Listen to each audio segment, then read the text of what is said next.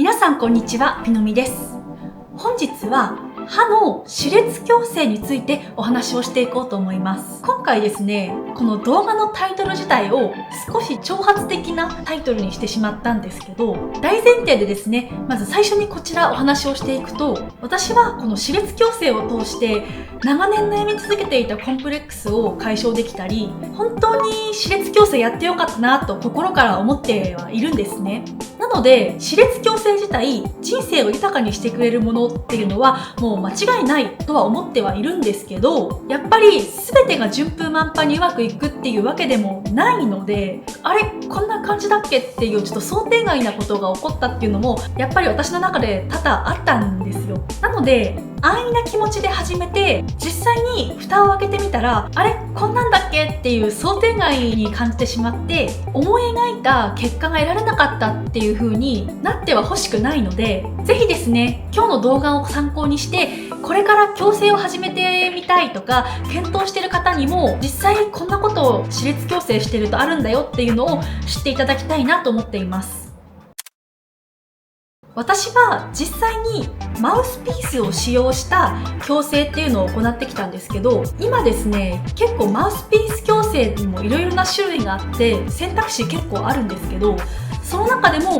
インビザラインというマウスピース矯正を選んでこの矯正っていうのを進めていきました。今回のお話ではこのマウスピース矯正だけではなくってワイヤーで行う矯正にも当てはまるお話なので、ぜひ矯正考えている方は皆さん参考にしていただければなと思っています。ここからちょっと私の前の歯並びっていうのをちょっと見ていきたいんですけど、私のこの矯正前の歯並びっていうのがいわゆる出っ歯上顎前凸って言います。この出っ歯の状態で、例えば口を閉じていても前歯が収まりきらずに歯が出ている状態だったんですよ。なので常に口がモコッとしていたし、人前で笑って話すのも嫌だったし、やっぱ話せば話すほどちょっとネガティブなことばっか出てくる感じでした。ネガティブ溢れまくってますよね。実際に写真で見てみるとやっぱりこんな風に出っ歯な状態でしたし、この上の歯だけではなくって実際には喋ってる時とか見えないこの下の歯自体もガチャガチャだったせいで汚れとかもすごく溜まりやすい状態だったんですよ。この状態から矯正を経てここまで綺麗になることができました。この写真で見えてる部分に関しては全て自分の歯になっています。最初に結論からお話しすると、今回の動画で一番言いたかったことっていうのが、何十年単位で歯列矯正とお付き合いしていくことになりますよっていうことなんです。その中でもまず最初に一つ目っていうのが、想定していた矯正期間内に終わるとは限らないということです。よく広告なんかで最短何ヶ月で矯正終了とか結構魅力的な広告流れていることってあるじゃないですか。もちろんですね、歯並びの難易度が比較的低かったり歯が動きやすいっていう人は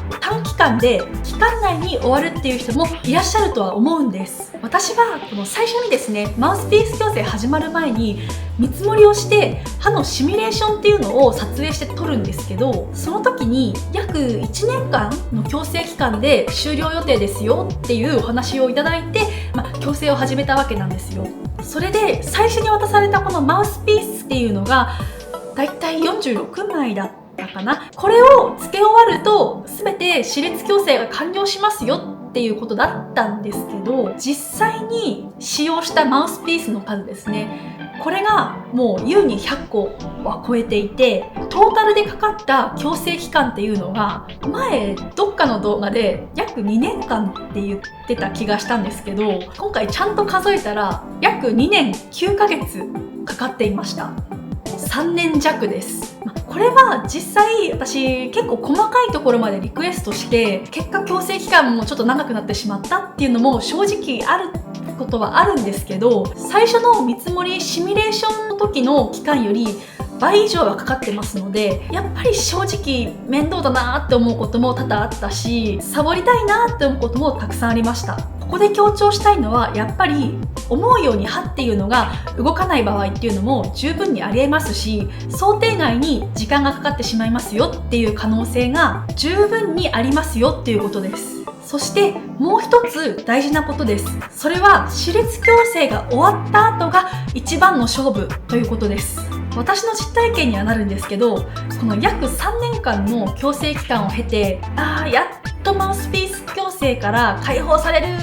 って思いきや、実際は矯正期間が終了した後っていうのがとっても大事で、固定期間といって歯が後戻りするのを防ぐ対策っていうのをしっかりとしてあげることで、矯正終了後の綺麗な歯並びっていうのを保つことができるんです。一見この歯自体は体の中でも歯を動かしたからってこの小さな変化には見えるものの、例えばですよ、転んで怪我をして例えば傷がついちゃったりするじゃないですか。たとえ傷がついても時間が経てばかさぶたができて治ってきますよね。人間の治癒能力、いわばこの元に戻ろうとする力っていうのがとっても強くって、歯並び自体も例外ではありません。矯正直後は元の歯並びに戻ろうとする力っていうのが本当に強いので、矯正期間終わったやったーっていう開放感のままこの補定自体をサボってしまうと、本当にあっという間に歯並びがですね後戻りしてしまうっていうのはこれ事実です。私はこの補定自体に寝る時にこのマウスピースをはめて寝るっていう方法でやっていて、矯正が終了した直後半年くらいは特にこのマウスピース1日サボっただけでも、次の日とかですねマウスピースしてみると、あれきついぞどうしようっていうあからさまに歯動いてるなっていう感じがやっぱありました。恐るべし歯の戻る力ですよね。もちろんですね数日で歯が動くっていうわけではないんですけど、マウスピースがきつくなってるってことは歯がすでに動こうとしている段階に入ってしまっているので、いかに歯が動きやすいかっていうのがやっぱ分かりますよね。補定のやり方は何通りかあって、私みたくこの夜にマウスピースをはめて寝るっていうやり方とか、あと歯の裏側自体にワイヤーをつけたまま日常生活を送るといった何通りか方法はあります。これは通っている歯医者さんの判断であったり、自分がやりやすい方法っていうのを先生に相談してみた方がいいのかなとは思っています。現在ですね、私自身歯の矯正が終わってからもうすでに5年以上経過してるんですけど、例えば1泊2日の旅行に出かけた時とかですね、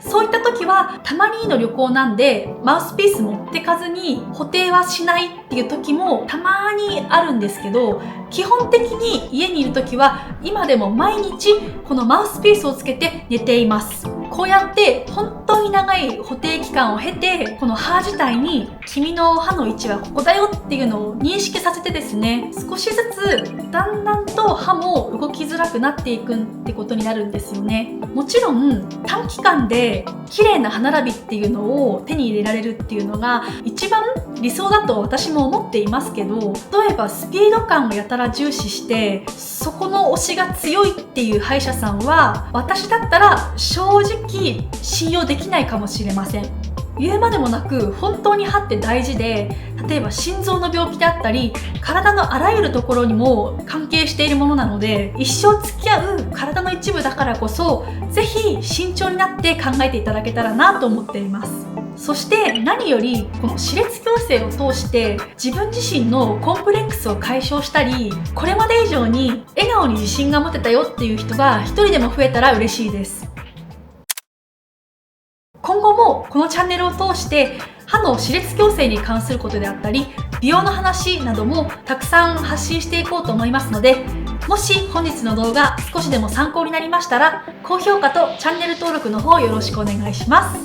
それではまた皆さんお会いしましょう。またねー。